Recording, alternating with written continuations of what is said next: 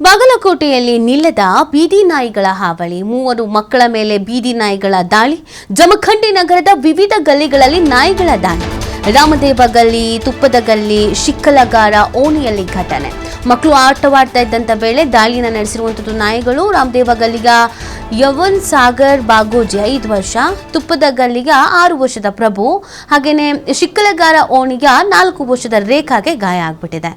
ನಾಯಿಗಳ ಹಾವಳಿಗೆ ಪೋಷಕರು ಆಕ್ರೋಶವನ್ನು ವ್ಯಕ್ತಪಡಿಸ್ತಾ ಇದ್ದಾರೆ.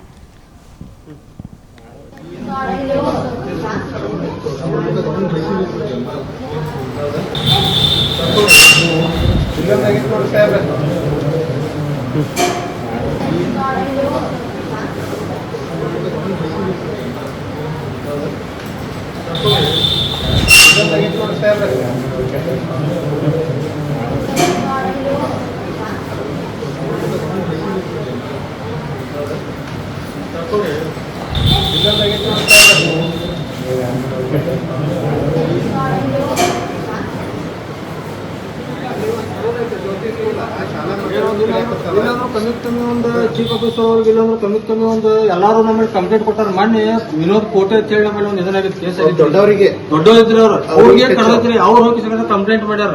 ಇನ್ನ ತಕಾತ್ರ ಬದಲು ಯಾರು ಜವಾಬ್ದಾರಿ ತಗೋತಾ ತಯಾರಿಲ್ರಿ. ಅವ್ರು ಹೋಗಿ ಮುನ್ಸಿಪಾಲಿಟಿ ಚೀಫ್ ಆಫೀಸರ್ ಅವ್ರಿಗೆ ಹೋಗಿ ಕಂಪ್ಲೇಂಟ್ ಮಾಡಿ ಬಂದಾರ್ರಿ. ಅವ್ರು ಸ್ವಲ್ಪ ಯಾಕಂತ ಈಗಾಗಲೇ ಅವರು ಅವ್ರಿಗೆ ವಾಪಸ್ ಇದನ್ ಮಾಡ್ಯಾರ, ಹೋಗಿ ಕಸಿಂದ ಹೇಳಿ ಬಂದಾರು, ಕಂಪ್ಲೇಂಟ್ ಮಾಡ್ಯಾರ, ಎಲ್ಲ ಮಾಡ್ಯಾರ.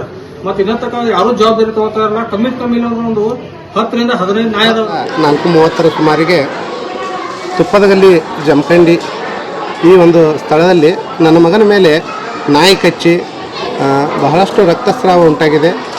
ಸುಮಾರು ಕಳೆದ ಒಂದು ವಾರದಿಂದ ಒಂದು 4-5 ಜನ ಮಕ್ಕಳಿಗೆ ಈ ಒಂದು ಏರಿಯಾದಲ್ಲಿ ನಾಯಿ ಕಚ್ಚಿದ ಪರಿಸ್ಥಿತಿ ನಿರ್ಮಾಣ ಆಗಿದೆ. ಆದರೂ ಕೂಡ ನಗರಸಭೆಯವರಿಗೆ ಹೇಳಿದರೂ ಕೂಡ ಯಾವುದೇ ಒಂದು ರೀತಿ ಈ ಕಡೆ ನಿರ್ಲಕ್ಷ್ಯ ಭಾವನೆಯನ್ನು ತೋರ್ತಿದ್ದಾರೆ. ದಯವಿಟ್ಟು ನಾಯಿಗಳನ್ನು ಹಿಡಿದು ಇಲ್ಲಿಯ ಜನರಿಗೆ ಉಪಕಾರ ಮಾಡಬೇಕೆಂದು ಮಾಹಿತಿ ನೀಡ್ತಾರೆ ನಮ್ಮ ಪ್ರತಿನಿಧಿ ಗುರು ಹಿರೇಮಠ್. ಗುರು, ದಿನದಿಂದ ದಿನಕ್ಕೆ ಈ ಬೀದಿ ನಾಯಿಗಳ ಕಾಟ ಜಾಸ್ತಿ ಆಗ್ತಾ ಇದೆ ಎಲ್ಲ ಕಡೆಯಲ್ಲೂ. ಸೊ ಇಲ್ಲಿ ಮಕ್ಕಳುಗಳಿಗೆ ಗಾಯ ಆಗಿದೆ. ಏನು ಹೇಳ್ತಾರೆ ಸಂಬಂಧಪಟ್ಟವರು? ಮಕ್ಕಳ ಪರಿಸ್ಥಿತಿ ಈಗ ಹೇಗಿದೆ? ನಿಜಕ್ಕೂ ನೀತಿ ಅಂದ್ರೆ ಬಾಗಲಕೋಟೆ ಜಿಲ್ಲೆಯ ಜಮಖಂಡಿ ನಗರದ ವ್ಯಾಪ್ತಿಯಲ್ಲಿ ಸುಮಾರು 3 ಮಕ್ಕಳ ಮೇಲೆ ಬೀದಿ ನಾಯಿ ದಾಳಿಯಾಗಿರುವಂತದ್ದು. ಅಂದ್ರೆ ಪ್ರಮುಖ 3 ಗಲ್ಲಿಗಳಲ್ಲಿ, ವಿವಿಧ ಗಲ್ಲಿಗಳಲ್ಲಿ ಬೀದಿ ನಾಯಿ ದಾಳಿ ಮಾಡಿರುವಂತದ್ದು. ಅಂದ್ರೆ ರಾಮದೇವ್ ಗಲ್ಲಿ ಮತ್ತು ತುಪ್ಪದ ಗಲ್ಲಿ ಸೇರಿದಂತೆ ಒಟ್ಟು 3 ಗಲ್ಲಿಗಳಲ್ಲಿ 3 ವಿದ್ಯಾರ್ಥಿಗಳ ಮೇಲೆ, ಅಂದ್ರೆ ಪುಟ್ಟ ಮಕ್ಕಳ ಮೇಲೆ ಗಾಯ ಕೂಡ ಆಗಿರುವಂತದ್ದು. ಸದ್ಯ ಈಗಾಗಲೇ ಜಮಖಂಡಿಯ ತಾಲೂಕಾ ಆಸ್ಪತ್ರೆಯಲ್ಲಿ ಕೂಡ ಚಿಕಿತ್ಸೆಯನ್ನ ಕೂಡ ಅಲ್ಲಿ ಪಡಿತಾ ಇರುವಂತದ್ದು. ಅಂದ್ರೆ ಇಲ್ಲಿ ಪ್ರಮುಖವಾಗಿ ನೋಡ್ಬೇಕಂದ್ರೆ ಬಾಗಲಕೋಟೆ ಜಿಲ್ಲೆಯಲ್ಲಿ ಸರಿಸುಮಾರು ನೋಡೋದಾದ್ರೆ ಕಳೆದ 1 ವರ್ಷದಿಂದ ಸರಿಸುಮಾರು 3,000ಕ್ಕೂ ಅಧಿಕ ಮಕ್ಕಳ ಮೇಲೆ ಆಗ್ಲಿ ವೃದ್ಧರ ಮೇಲಾಗ್ಲಿ ಸಾಕಷ್ಟು ದಾಳಿಗಳಾಗಿರುವಂತದ್ದು. ನಗರಸಭಾ ಅಧಿಕಾರಿಗಳು ಕಳೆದ 1 ವಾರದ ಹಿಂದೆ ಬಾಗಲಕೋಟೆ ನಗರದಲ್ಲಿ ನಗರಸಭಾ ಅಧಿಕಾರಿಗಳು ನಾಯಿ ತಡೆಯುವಲ್ಲಿ ಯಶಸ್ವಿ ಆಗುವುದು ಅನ್ನೋದು ಒಂದು ಕಡೆ ಆಗಿದ್ರೆ, ಇನ್ನೊಂದು ಕಡೆ ಸಾಕಷ್ಟು ರೀತಿ ಇಂಥ ಪ್ರಕರಣಗಳ ಬೆಳಕಿಗೆ ಬಂದ್ರು. ಇಲ್ಲಿ ನಗರಸಭಾ ಅಧಿಕಾರಿಗಳಿಗೆ ಸಾಕಷ್ಟು ಈಗಾಗಲೇ ಜಿಲ್ಲಾಧಿಕಾರಿಗಳಿಂದ ಸುತ್ತೋಲೆ ಕೂಡ ಹೋಗಿರುವಂತದ್ದು.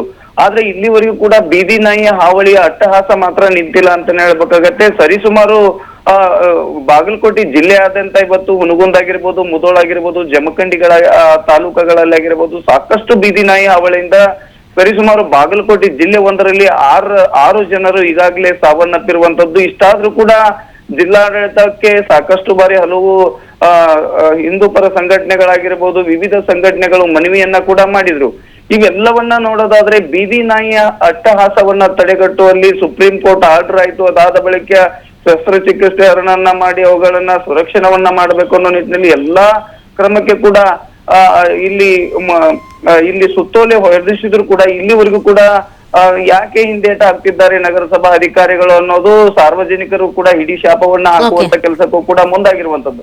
ಆದ್ರೆ ಈಗ ಸಣ್ಣ ಪುಟ್ಟ ಗಾಯ ಆಗಿರೋದ್ರಿಂದ ಮಕ್ಕಳಿಗೆ ಯಾವುದೇ ರೀತಿ ಪರಿಣಾಮ ಇಲ್ಲ ಅನ್ನುವಂಥದ್ದು ಪ್ರಾಥಮಿಕ ವರದಿಯಲ್ಲಿ ಈಗಾಗಲೇ ವೈದ್ಯರು ಕೂಡ ಹೇಳಿರುವಂತದ್ದು. ಇನ್ನಾದ್ರೂ ಬೀದಿ ನಾಯಿಯ ಅಟ್ಟಹಾಸ ತಡೆಯುವಲ್ಲಿ ನಗರಸಭಾ ಅಧಿಕಾರಿಗಳ ಮುಂದಾಗ್ತಾರೆ ಅನ್ನೋದನ್ನ ಕಾದ್ ನೋಡ್ಬೇಕಾಗಿದೆ. ಥ್ಯಾಂಕ್ ಯು ಗುರು, ತಮ್ಮ ಡೀಟೇಲ್ಸ್ಗೆ. ಕಂಪ್ಲೇಂಟ್ ಕೊಟ್ಟಾರ. ಮೊನ್ನೆ ವಿನೋದ್ ಕೋಟೆ ಅಂತ ಹೇಳಿ ನಮ್ಮಲ್ಲಿ ಒಂದು ಇದನ್ನಾಗಿತ್ತು ಕೇಸ್ ಆಗಿ ದೊಡ್ಡವರಿದ್ರಿ ಅವ್ರಿಗೆ ಕಳೆದ್ರಿ ಅವ್ರು